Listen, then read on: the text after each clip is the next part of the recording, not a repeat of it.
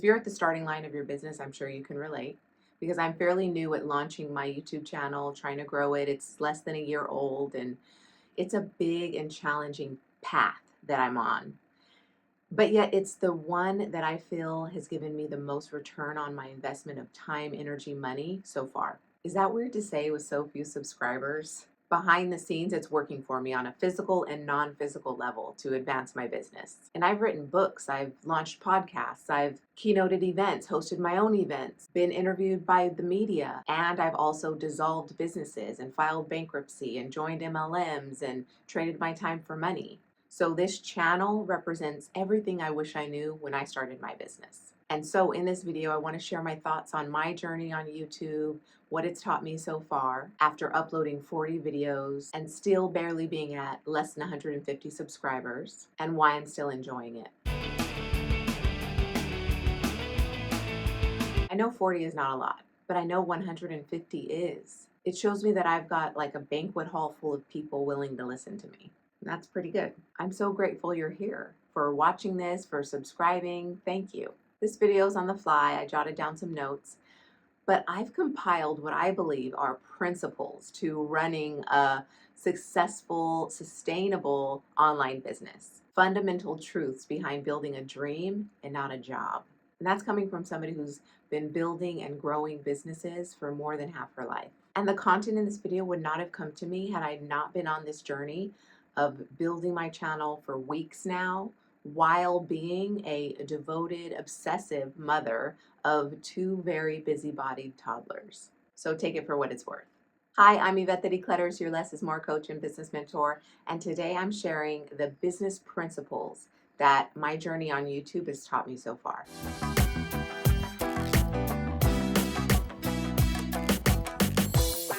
The 7 business principles to live by. We've all heard this one, start before you're ready. I mean, do we ever feel ready for what's next? It's always a gamble. I've had many business successes in the past, from being hired by celebrities and Fortune 500 companies, to writing and publishing books, launching courses and programs with 100% retention, and coaching high-ticket clients through deep cellular, mental, physiological transformation. And here I was as a new mom, pivoting in my business, stuck in identity crisis, questioning who I was to even be doing this. Starting a YouTube channel, what do I have to offer? What am I going to say? Why me? But I'll say at the time of filming this video, I could not have even earned the last 100 subscribers if I wasn't strategic and clear on what I believe are the initial steps to reach 1 million subscribers, right? We all start somewhere. The beginning is messy. And we're beginners, not professionals on day one. The real test of your resolve to begin is happening in your mind. All we know for sure in the beginning is what we want and how we want to feel. Deny yourself that clarity and you will be very confused on where to put your energy and how to spend your time. Start so simple that starting is a no-brainer. Do it because you love it. Start there. Sell something you haven't built yet and build it along with your customers, the people who want what you're selling. That's what a seed launch is, getting people to tell you what they're paying you for. And it's the simplest way to start. It's how I got my first high-ticket coaching clients. Do you know how many people would want to work with you if they knew they could, without all the pretty packaging or branding, just because you said you're available? No? Well, it's because you haven't asked. There are going to be a lot of who's surrounding your business. Your support system, your partner, your kids, your clients, your team. But the first who is you. We all know the famous TED Talk by Simon Sinek, Start With Why, and his book by the same name. But that's misleading and not entirely true. Who you are and who you will serve will always precede why you serve. So many people on YouTube are saying content shouldn't be about you. It most certainly should be about you.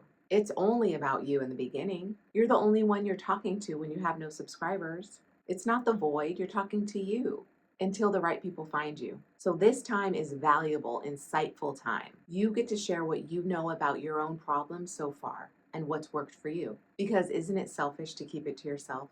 In the beginning, you're sharing your own stories from an honest place. What's worked for you, why you want to help others do the same. Schedule that into your day. Sharing your story. Script your next podcast or YouTube video. Write 1,000 words in your manuscript. Front load a couple weeks worth of content, and then you've got daily momentum to take this thing out for a test drive. Hit publish, and now the world gets to discover you. It's not up to you to decide if your customers can afford you or not. Hands down, one of the best lines I heard from my business coach a couple years ago. As you build out your offers, price them according to the extrinsic and intrinsic value they provide, the transformation you're promising. And when it comes to your offers and the content marketing to support them, what do you want to be known for? Does that feel motivating and encouraging to go out day after day and promoting that thing? Does that feel doable for you? And there's nothing that will stop you from doing this because it means that much? Do you get a vibration of yes, this in your spirit, and you'll bend heaven and earth to make it happen?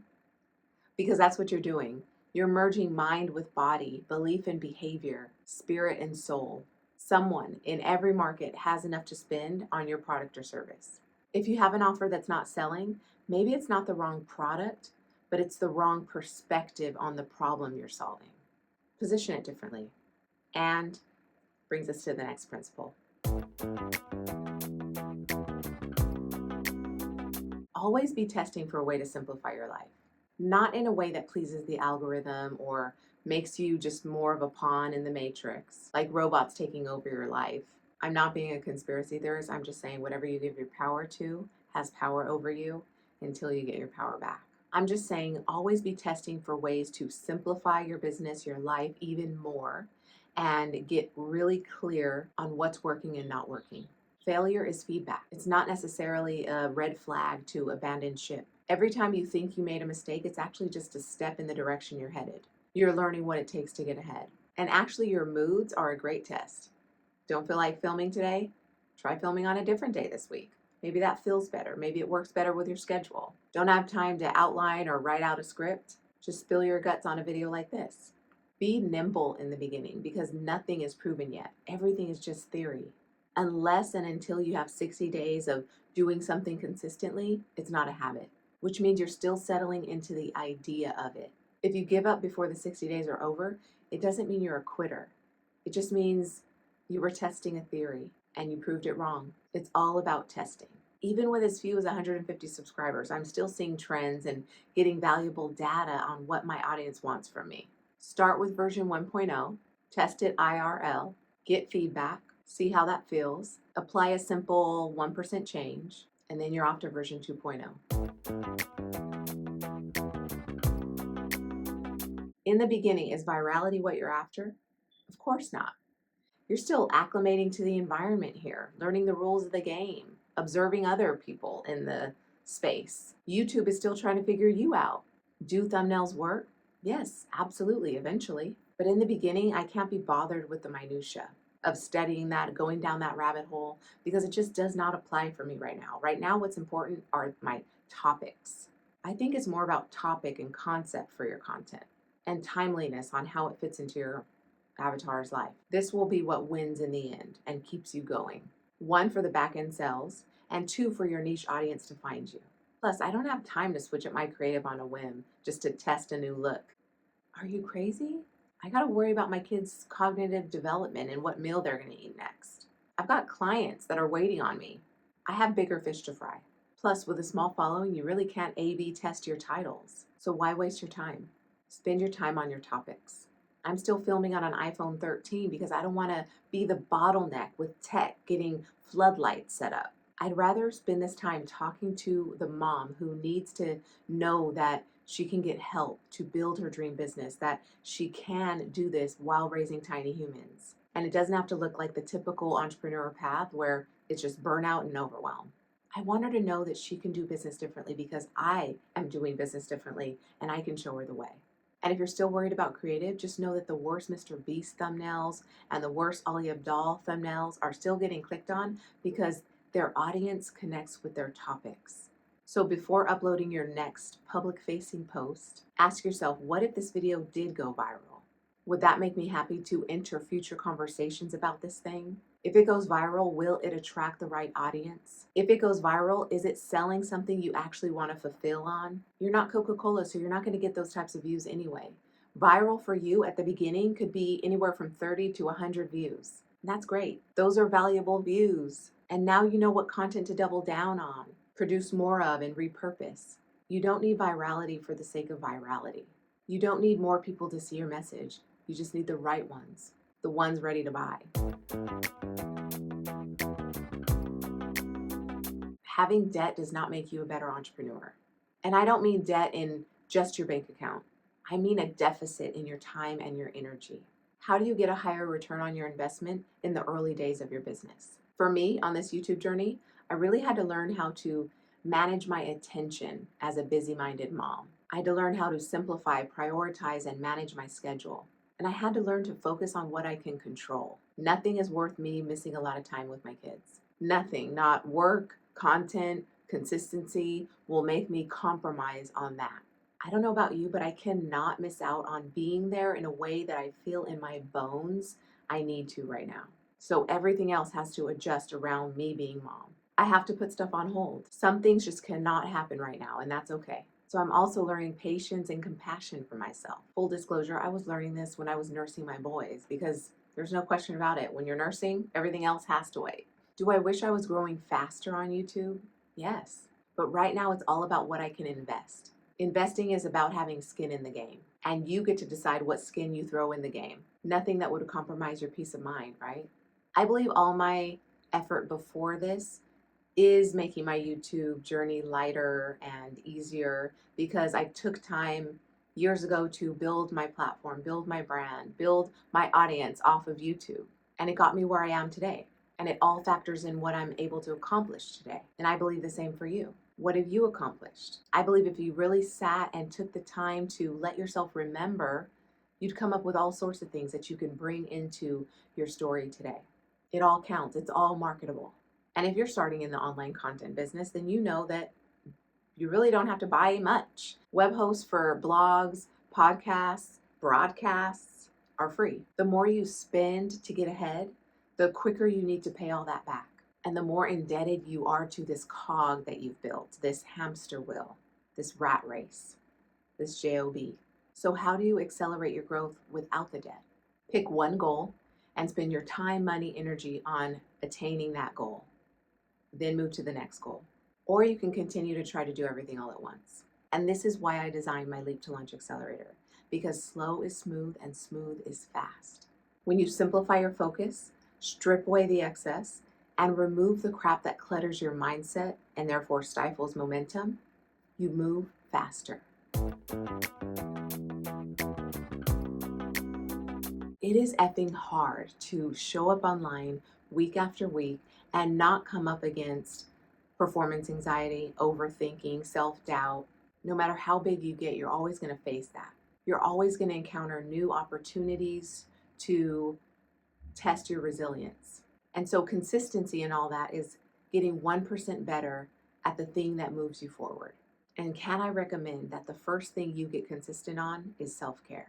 Sleeping well through the night, eating well, hydrating well, trusting yourself and this process, and that it will all work out. And sometimes self-care only takes an extra 3 minutes, like clearing the blackheads from your nose or shaving your legs. And eventually you make time to cut your hair. Time disengaged from social and content is just as important as time engaged. Scripting and editing is just as important as my time not thinking about YouTube. We choose how we spend our time in any phase of business and life. And we see the effects of that choice on our faces and in our family. Your body cramping is a sign that you're dehydrated. The amount of water you're using and losing to function is not equivalent to the amount of water you're replenishing. Same for family. If you want to be a good parent, then you feel the daily responsibility of caring for this human and doing your part to make sure they're a contribution and not a detraction from society. To start this channel, after self-care, I got consistent with a routine of filming and editing and publishing, and I got that down to 2 days a week. Then I was able to add more to my plate, like more coaching calls per week. And then I started posting shorts and reels and repurposing my long form content into short form. And those 1% changes have been compounding ever since.